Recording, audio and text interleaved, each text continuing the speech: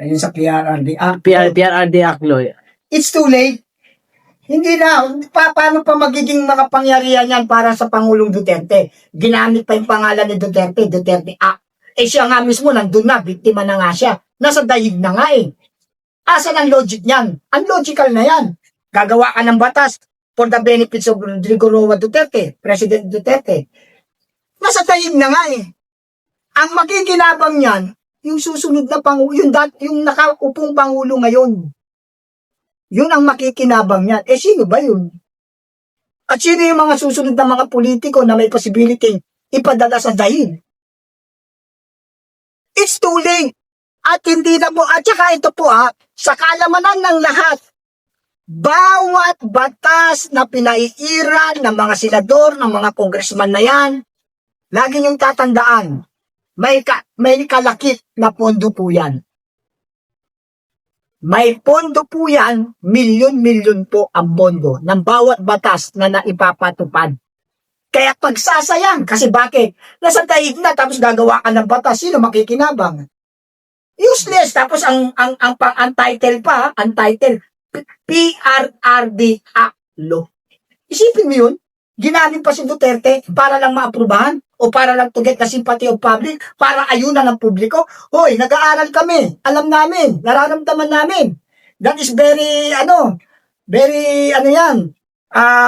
Sa ang makikinabang yan, yung mga susunod at yung kasalukuyan. Sino ba kasalukuyan? Di protection yan sa nakaupo ngayon. Kaya, para sa akin, PRRD Act Law is not acceptable. No needed. No needed. Ang gawing batas, mas maganda. Ang gawing batas na papauwiin si Pangulong Duterte. Nandun yun? Wala. Wala dun yun. Ilagay mo dun yun na PRRD Act Law, within this period, uwi ka. Hindi yan kailangan uwi ka agad Pag-approve ng batas, uwi agad At hindi pwedeng dumaan ng buwan yan. Dapat araw lang. Araw lang kasi matanda na ang Pangulong Duterte. At may sakit pa. Yan pa isa. May sakit ang Pangulong Duterte. Matanda na yan. Hindi dapat yan nag-i-enjoy sa ibang bansa. Dapat ang buhay niya, yung natitira, yung remaining balance of his life, dapat spend in the family and the Philippines. Not in other country. For humanitarian consideration din. Sana naman, hindi man kayo maging daan ng pagpapawi sa ating Pangulong Duterte. Sana naman huwag yung tututulan. Walang kukontra. Dahil God knows everything. And God's give the power to ex-President Duterte na makakauwi yan by the intervention of God.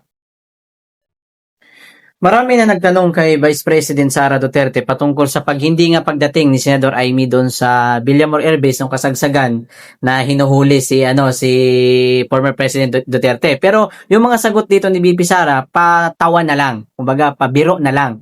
Base sa iyo, ano kayang sa tingin mo, ano yung dahilan bakit hindi dumating si Senador Amy kung talagang may concern siya kay PRRD that time? Kasi ang pagkakalam ko diyan, sabi hindi niya alam. Imposible. Imposible. Senator ka, dapat alam mo yan. Time to time. Especially that is not ordinary cases. That is very sensational cases. Involve the ex-president, the father of your best friend, Sara Duterte. Dapat, ikaw mismo ang unang-unang makikitaan ng suporta.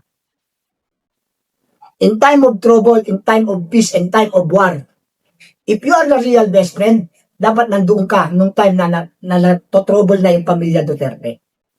You support, nandoon ka, pwede mong pigilan si General Torre. At hindi ka pwedeng galawin ni General Torre. Ma'am Amy, hindi ka pwedeng galawin. Bakit? Ate ka, manang ka. Manang Amy ka ng Pangulong BBM. Kaya hindi niya pwedeng saktan o hindi kanya pwedeng itulak, hindi kanya pwedeng maharas. Maaaring pag nagsalita ka, irerespeto ni General Torre or tatawag yan sa Pangulo. Andito ang ate mo. Ito, case-to-case basis na itong sinasabi ko Nandito ang ate mo at ayaw ipadala si Duterte del best friend ng anak ni Ma'am Sara Duterte ng BP. Ano gagawin ko? True channel yan. Ano sasabihin ni BBM? Ate ko yan. Sige, accepted mo na. Pauwiin mo. Hanap tayo ng ibang pagkakataon. Pwedeng may ganun, ha? Ayun, opinion ko. Hindi ko sinasabing yun ang nangyari, no? Yan ay mga posibilidad just in case na kung pumunta sana, sumuporta sana si Ma'am Amy Marcos kay Ma'am Sara, VP Sara Duterte na suportahan ang pamilya Duterte para hindi madala sa eroplano o sa dahi ang Pangulong Duterte, sana nag-interfere siya o nagmalasakit siya. Bakit? Tanong mo, bakit nga ba hindi pumunta? Bakit? Ito lang yan. Simpleng sagot sa simpleng tanong. Hindi siya pumunta. Bakit? Unang-una, nakikiramdam. Siyempre, hindi nila iniisip na ganun kalakas ang Duterte sa buong mundo. Hindi po Pilipinas lang. Nationwide. Umalma ang mga tao nung madala sa dahig. Pero kung yung ang mga tao na nahimik, kaya nakikiramdam nung makita niya, kaso it's too late, nadala na. Kaya nga ang ginawa niya, di ba, nagpa-Senate hearing para makover yung lapses o yung hindi niya pagsuporta. Matapunan. Kasi pinahiring ko naman, inimbestigahan ko naman. But the investigation in Senate is too late also. Nothing.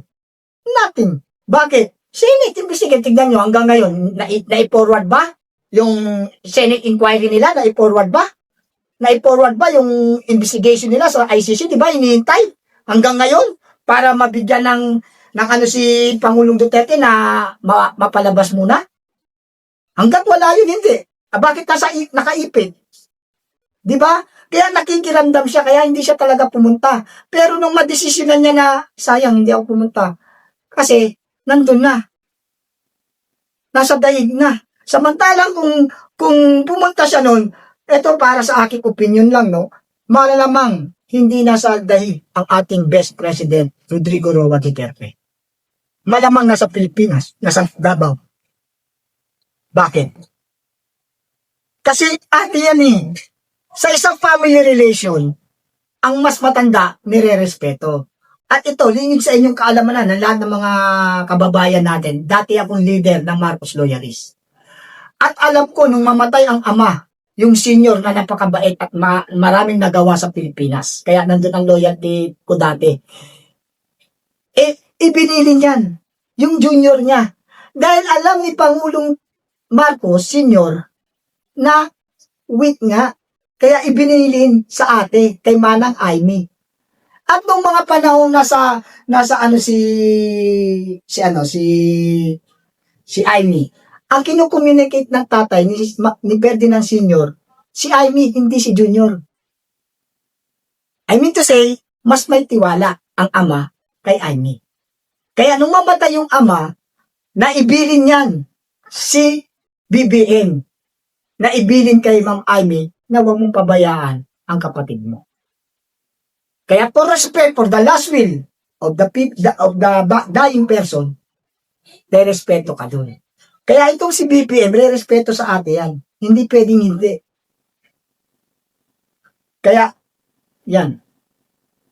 Talagang sana wala tayong daig ngayon. Ang kaso, dahil nga hindi pumunta si Senator Amy, nadala na tuluyan.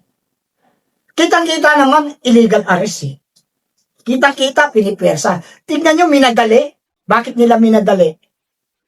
Tanong mo kung bakit minadali. Bakit? Minadali. Bakit?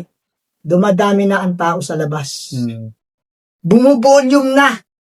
May mga taga-probinsya na pupunta na ng Maynila. Nagplano na. Mga malalayong lugar, nagplano na, puntahan natin ang Villamor Airport na yan, huwag natin padala ang Pangulo. Minadali ni General Torre, kung mapapansin nyo ang video clip, minadali niya, for last 2 minutes, minadali niya na, hinihila niya na, talagang gumagawa na siya ng harassment, hindi na makatangungan yun. Bakit? Dahil pag dumami na ang tao sa labas, people's power yan, pag nagkataon. Pero mahal ng Pangulong Duterte, ang mga mamamayang Pilipino. Ayaw niyang magkasakitan. Ayaw niyang meron siyang makitang nasusuntok, natitirgas, nababatuta, ayaw niya. Parang katulad din ng ama ni BBM na umalis na lang, tumanggap na mapunta sa Hawaii dahil nga ayaw niya magkaroon ng pagdanak ng dugo. Ngayon, ganun din ang naisip ni Pangulong Duterte, ni the best President Rodrigo Roa Duterte, to avoid blood, yung dugo ng kapwa Pilipino. Payag na ako, akyat na ako sa eroplano para umuwi na kayo, kawawa naman kayo, nababasa na kayo ng ulan. Dumarami na sila! Mga taga Mindanao, mga taga Bisaya, taga Bicol, Cebu. Ang dami na, papunta na ng Maynila nung mga time na yon. Kaso hindi na natuloy yung iba. Yung iba nga nakapaba na, nakapunta na. Kaya lang wala na, nasa aeroplano na, nakaalis na. Oh. Kaya mga mahal kong kababayan, sa totoo lang, hindi deserve ng Pangulong Best President Rodrigo Roa Duterte na siya ay nasa dahil, lalo na matanda na at may sakit pa. Okay.